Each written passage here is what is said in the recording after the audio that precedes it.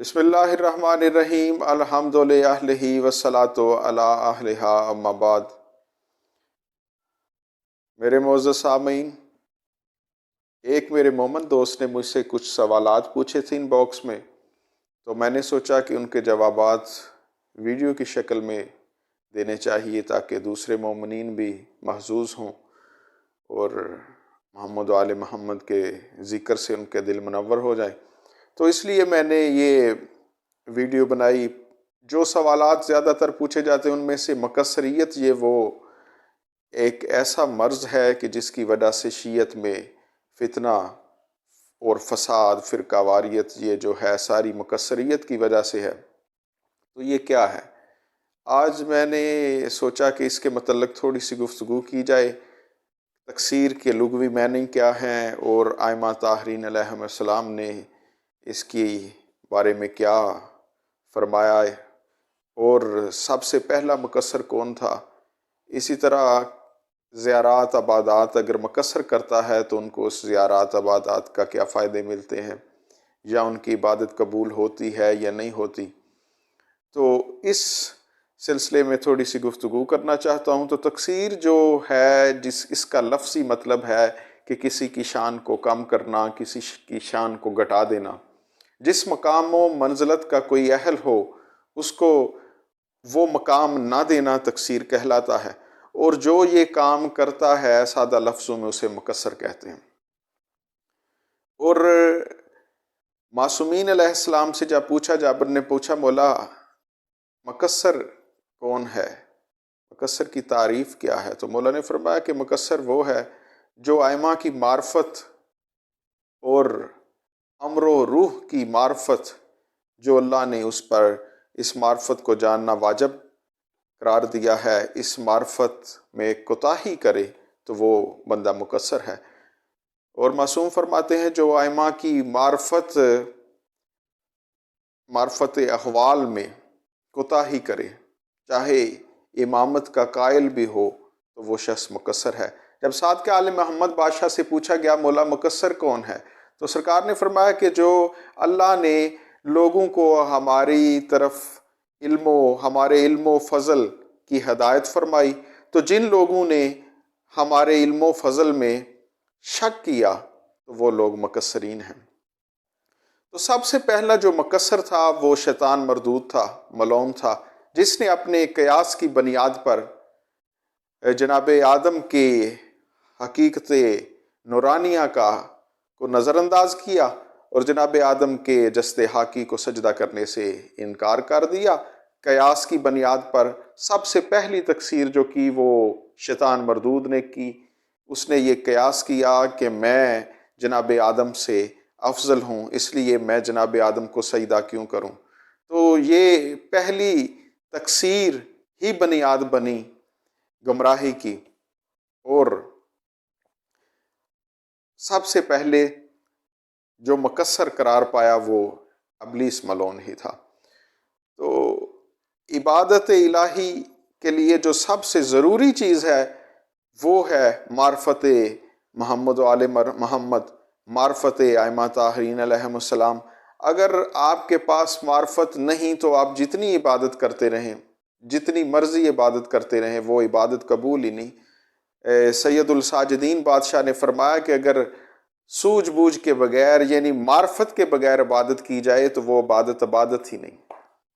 میں اب آپ کو ایک سرکار حاتمی مرتبت کا ایک فرمان سنانا چاہتا ہوں۔ سرکار کے فرمان کو سن کر آپ کا دل یقیناً منور ہوگا۔ نبی مرسل فرماتے ہیں، سرکار نے فرمایا کہ اے ابو ذر، اللہ علی کے منکر کو گونگا اور اندھا بنا کر محشور کرے گا، اور قیامت کی تاریکیوں میں وہ ٹمک ٹوئیاں مارے گا اور افسوس کرے گا کہ ہائے اس تقصیر پر افسوس جو میں نے اللہ تعالیٰ کے متعلق کی۔ اللہ تعالیٰ کے متعلق کی تفسیر نور اسکلین میں ہے کہ جو میں نے اللہ کی جناب میں تقصیر کی، میں اس پر افسوس کرتا ہوں۔ تو بظاہر جو محمد و آل محمد کی تقصیر ہے، کیونکہ محمد و آل محمد کو ان عہدوں سے اللہ نے نوازا ہے، کیونکہ یہ عہدے اللہ نے محمد و آل محمد کو عطا فرمائے ہیں، تو جو ان رتبوں کا انکاری ہے تو وہ منکر ہے محمد و آل محمد کا۔ اور اللہ نے علی بادشاہ کی فضیلت کا انکار کرنے والے کو ہی کافر کے ساتھ تشبیہ دی ہے، اور جس کے پاس معرفت محمد و آل محمد نہیں، اس کی کوئی عبادت قبول نہیں۔ آل محمد کی فضیلت میں انکار کرنے والا مثل کافر ہے۔ اسی لیے رسول اللہ بادشاہ نے فرمایا کہ کوئی بھی عبادت کی جائے تو جب تک اس میں معرفت نہیں تو وہ عبادت قبول ہی نہیں ہوگی۔ رسول فرماتے ہیں من مات ولم یعرف امام زمانہ مات میتۃ جاہلیہ، جو اپنے وقت کے امام کی معرفت کے بغیر مر جائے سمجھو جاہلیت کی موت مرا۔ انسان ساری زندگی نمازیں پڑھتا رہے، روزے رکھتا رہے، حج کرتا رہے، لیکن اگر اس کے پاس امام کی معرفت نہیں تو اس کی یہ ساری ریاضت، ساری عبادت کفر و نفاق میں گنی جائے گی، کیونکہ جاہلیت کی موت ہی یہ ہے کہ انسان کفر و نفاق میں مر جائے۔ تو اس لیے سب سے ضروری جو چیز ہے وہ معرفت ہے۔ امام موسیٰ کاظم علیہ السلام بادشاہ کا ایک فرمان ہے، مولا فرماتے ہیں کہ مقصر کے اعمال حسنہ باطل ہیں۔ وہ جتنی عبادت کرے گا، جتنی ریاضت کرے گا، وہ ساری کی ساری، کیونکہ اس کے دل میں معرفت محمد و آل محمد نہیں تو گمراہی کا سبب ہے۔ اس لیے کہ وہ اختیارات محمد و آل محمد کا منکر ہے، معجزات محمد و آل محمد کا منکر ہے، محمد و آل محمد کے فضائل کا منکر ہے، فضیلت کا منکر ہے، تو اس لیے اس کی کوئی عبادت قبول نہیں ہوگی۔ سعد کے آل محمد بادشاہ کا ایک فرمان ہے کہ جو بندہ معصومین علیہم السلام کے اوصاف کا منکر ہے، اللہ اس کی کوئی نیکی قبول نہیں کرے گا اور اس کے گناہوں کو بھی درگزر نہیں کرے گا۔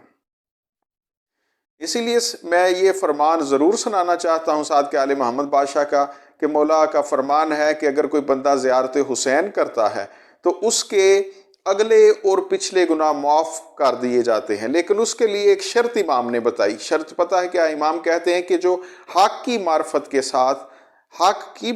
کے ساتھ جناب حسین کی زیارت کرتا ہے، اللہ اس کے اگلے اور پچھلے گناہوں کو معاف فرما دیتا ہے۔ حج کیا جائے تو انسان کے سابقہ گناہ معاف ہو جاتے ہیں، وہ اس طرح ہو جاتا ہے جیسے شکم مادر سے اس دنیا میں آیا ہو۔ لیکن زیارت حسین وہ کمال ہے کہ جو زیارت حسین کرتا ہے تو اس کے پچھلے گناہ تو معاف ہوتے ہیں، اس کے اگلے گناہ بھی معاف ہو جاتے ہیں، لیکن اس کے لیے معصومین نے ایک شرط رکھی ہے، اور اس شرط کا نام ہے معرفت۔ جب تک معرفت نہیں تب تک عبادت قبول نہیں۔ اگر سارے شیعہ جنت میں جانے ہوتے تو پھر یہ فرمان جناب علی کا نہ ملتا، جو نہج الاسرار میں بھی ہے اور بھی بہت ساری کتابوں میں ملتا ہے۔ مولا کا فرمان ہے کہ اس امت کے 73 فرقوں میں سے 72 جو ہیں وہ جہنم میں جائیں گے اور ایک فرقہ ناجی ہوگا۔ تو پھر سرکار فرماتے ہیں ان 73 فرقوں میں 13 فرقے وہ ہیں جو مجھ علی کی محبت کا دم بھرتے ہیں، مجھ علی سے مودت اور محبت کا دعویٰ کرتے ہیں، لیکن وہ 12 کے 12 گمراہ ہوں گے اور وہ دوزخ میں جائیں گے فقط ایک فرقے کے، وہ جو علی کی محبت کرتے ہیں اور اوسط رستے پر، درمیانی رستے پر چلتے ہیں۔ تو جناب علی بادشاہ کے اس فرمان سے پتہ چلتا ہے کہ جو 12 فرقے ایسے ہیں جن میں جناب علی کے نام لیوا بھی ہیں، وہ عبادات بھی کرتے ہیں، زیارات بھی کرتے ہیں، کیونکہ وہ آل محمد کے فضائل میں شک کرتے ہیں، فضیلت کے منکر ہیں، وہ مقصر ہیں، تو اس لیے ان کی عبادت ساری کی ساری گمراہی کا سبب ہے۔ ان کو ان کی بقول سرکار امام موسیٰ کاظم علیہ السلام کے فرمان کے کہ ان کے جتنے اعمال حسنہ ہیں وہ سب کے سب باطل ہیں۔ تو اس لیے عبادت وہی ہے جس میں معرفت محمد و آل محمد ہو۔ اگر معرفت محمد و آل محمد نہیں تو اس کی انسان کی کوئی عبادت قبول نہیں ہوگی۔ پھر ایک سوال کیا جاتا ہے، کیا دیکھیں جو زیارت کر کے آتا ہے تو ہم اس کی عزت کریں، ہم پہ عزت واجب ہے کہ نہیں؟ بھائی دیکھیں، یہ تو اسلام اس بات کا حکم دیتا ہے کہ ہر بزرگ کی عزت کرو، ہر بچے سے محبت کرو، عزت کا حکم تو اسلام نے دیا ہے۔ جناب علی بادشاہ فرماتے ہیں کہ تم کسی کو عزت دو، اگر بدلے میں وہ تمہیں عزت دے تو سمجھو وہ ایک اعلیٰ نسب کا مالک ہے، اور اگر تمہیں عزت نہ دے تو سمجھو ایک پست خاندان سے تعلق رکھتا ہے۔ تو اس لیے یہ بات ذہن میں رکھنی چاہیے، چاہے جو بندہ بھی زیارت حسین کے لیے جاتا ہے، عزاداری حسین کے لیے جاتا ہے، ماتم کرتا ہے، گریہ کرتا ہے، جب تک اس کے پاس معرفت نہیں تو اس کا کوئی عمل قبول نہیں۔ میں نے شام غریباں کی رات مصائب میں ایسے واقعات ملتے ہیں کہ جن میں جو شقی القلب تھے، جو یزید کے لشکر والے تھے، وہ بھی محاذرات عصمت پر ظلم کرتے ہوئے روتے رہے ہیں، لیکن اس رونے کا کیا فائدہ جس رونے میں معرفت نہ ہو۔ جو ظالم تھے نا، وہ شب شام غریباں کو وہ محاذرات عصمت سے چیزیں لوٹ رہے تھے، ردائیں لوٹ رہے تھے، چیزیں لوٹ رہے تھے، اور ساتھ ایک ظالم ملعون رو رہا تھا۔ تو جب جناب میری پاک سائن معظمہ نے پوچھا کہ ساتھ ظلم کرتے ہو، یہ چیزیں لوٹ بھی رہے ہو اور روتے کیوں ہو، تو اس نے کہا کہ اگر میں نے نہ لوٹا تو کوئی اور لوٹ کے لے جائے گا۔ تو ساتھ رو رہا تھا، تو بی بی پاک نے فرمایا کہ پھر تم روتے کیوں ہو؟ تو کہنے لگا کہ میں آپ کی غربت پہ روتا ہوں۔ عزیزان محترم، معرفت کے بغیر رونا بھی کوئی فائدہ نہیں دے گا۔ اس لیے محمد و آل محمد نے فرمایا کہ اگر معرفت کے ساتھ حسین بادشاہ کی زیارت کی جائے گی تو پھر انسان کے اگلے اور پچھلے گناہ معاف ہو جائیں گے۔ اگر معرفت کے بغیر دل میں جناب علی کی ولا نہ ہو، جناب علی کی فضیلتوں کا انکار ہو، شک ہو، اور پھر عزاداری کی جائے، ماتم داری کی جائے، کیا مقصرین ماتم نہیں کرتے؟ تو پھر وہ کون سا ماتم؟ اگر فضائل کو مان لیا جائے، تقصیر ہی نہ ہوتی، اگر آل محمد کو وہ مقام، جس مقام کے وہ اہل تھے، اس مقام سے لوگ نہ روکتے، ان کو وہ مقام دے دیتے، تو یہ تقصیر وہ ظالم نہ کرتے، تو آج محمد و آل محمد پر یہ جو اتنے ظلم زیادتیاں ہوئیں وہ نہ ہوتی۔ تو سب سے بڑی جو گناہ کبیرہ ہے اور عظیم گناہ ہے وہ تقصیر ہے۔ شیطان نے بھی اسی کی بنیاد رکھی تھی۔ اس کے بعد جب وقت گزرتا گیا، جتنے بھی لوگ محمد و آل محمد کے مقابلے میں آ کر ممبر پر بیٹھتے رہے تو وہ تقصیر محمد و آل محمد ہی کرتے رہے۔ جو اہل تھے محمد و آل محمد اس ممبر پر بیٹھنے کے، ان کو وہاں بیٹھنے سے روکا گیا، اور وہ لوگ جناب ائمہ طاہرین کے مقام پر بیٹھنے کی کوشش کرتے رہے، حالانکہ بیانات ایسے دیتے رہے کہ اگر آپ نہ ہوتے تو ہم ہلاک ہو جاتے۔ اس جگہ پر بیٹھنے کے اہل نہ تھے وہ لوگ، لیکن پھر بھی وہاں پر وہ بیٹھے۔ تو میں بڑا پیارا سا ایک واقعہ ہے بہلول دنا کا، کہ بہلول ایک دن گھومتا ہوا آیا اور یہ ہارون الرشید کے ممبر پر بیٹھ گیا۔ جب ہارون الرشید نے دیکھا تو اس کے سپاہیوں نے دیکھا نا، ہارون الرشید گھر میں تھا، جب اس کے سپاہیوں نے دیکھا تو انہوں نے بہلول کو مارا، تو بہلول رونے لگ پڑا۔ دیوانہ آل محمد تھا۔ جب جناب بہلول رونے لگ پڑے تو پھر انہوں نے ایسا کیا کہ اس کو چپ کرانا شروع کر دیا۔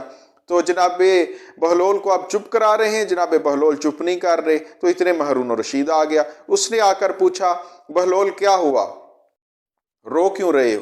تو اس کے سپاہیوں نے بتایا کہ بادشاہ سلامت، یہ آپ کی جگہ پر بیٹھ گیا تھا، ہم نے اس کو کوئی ایک دو ہاتھ مار دیا، ایک دو تھپڑ رسید کر دیا، ایک دو کوڑا مار دیا۔ اس طرح انہوں نے بتایا کہ بادشاہ کا رشتہ دار تھا، بادشاہ غصہ نہ کرے، اس طرح کے یہ جابر ظالم بادشاہ تھے۔ تو انہوں نے کہا کہ ہم نے اس کو مارا آپ کی محبت میں کہ آپ کی جگہ پر بیٹھ گیا ہے۔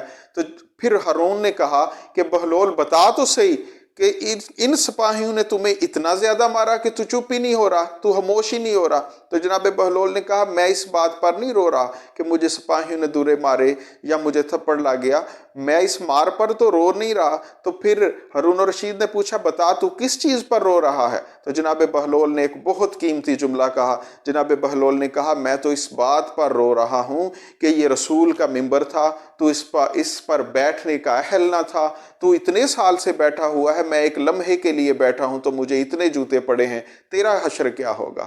تو یہ دیکھیں تقصیر کی جو سب سے بڑی وجہ ہے، وہ بنیاد جو ہے یہی ہے کہ میں اعلیٰ ہوں، جنہیں اللہ نے چنا، جنہیں اللہ نے مختار بنایا، جنہیں اللہ نے مجتبی، مصطفیٰ، مرتضیٰ کیا، ان کے مقابلے میں کوئی بھی بندہ کسی دور میں آئے گا تو یہ آل محمد کی تقصیر ہے۔ یہ آل محمد کی شان کو کم کرنے کے لیے کبھی لوگ تصوف کا سہارا لیتے ہیں، کبھی لوگ کوئی ایسا کام کرتے ہیں۔ تو زیارات کے متعلق پوچھا جاتا ہے کہ جو لوگ زیارت کرتے ہیں ان کی زیارت قبول ہوتی ہے کہ نہیں؟ زیارات پہ اگر کوئی جاتا ہے محمد و آل محمد کی معرفت رکھتے ہوئے تو محمد و آل محمد کا فرمان ہے کہ اس کے پچھلے اور اگلے گناہ معاف ہو جاتے ہیں، لیکن شرط معرفت ہے۔ ابو بصیر جناب صادق آل محمد بادشاہ کے ساتھ طواف کر رہا تھا۔ دوران طواف ابو بصیر نے پوچھا، سرکار یہ جتنے لوگ طواف کر رہے ہیں کیا اللہ ان سب کو بخش دے گا؟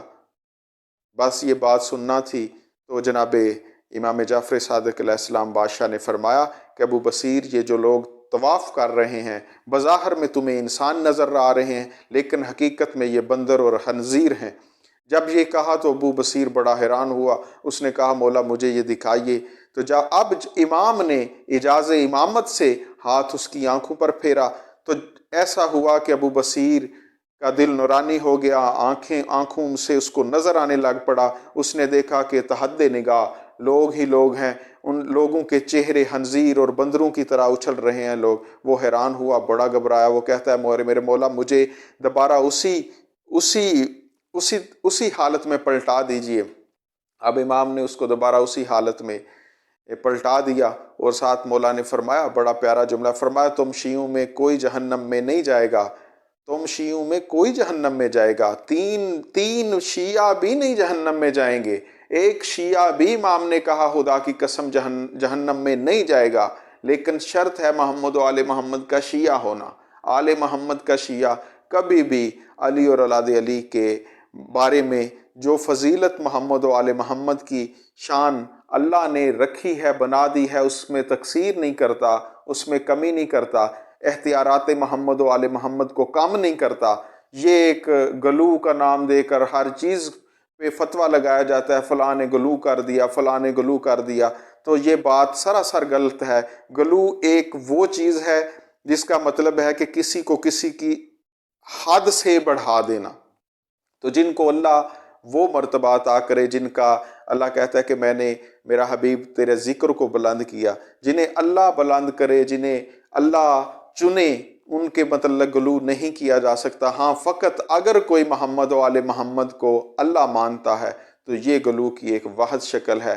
تو عزیزان محترم، یہ میں نے ایک دوست نے پوچھی تھی چند باتیں، اس سلسلے میں یہ میں نے ویڈیو بنائی، تو مالک اسے بھی جزا دے اور ہمیں بھی جزا دے، اور اگر کوئی پڑھنے میں کمی کوتاہی ہو گئی ہو اور رہ گئی ہو تو آپ دعا فرمائیں کہ اللہ اس کو مزید بہتر کرے، اور میں آپ مومنین کے لیے دعا گو ہوں کہ محمد و آل محمد آپ کو آسانیاں عطا فرمائیں۔ وما علینا الا البلاغ المبین۔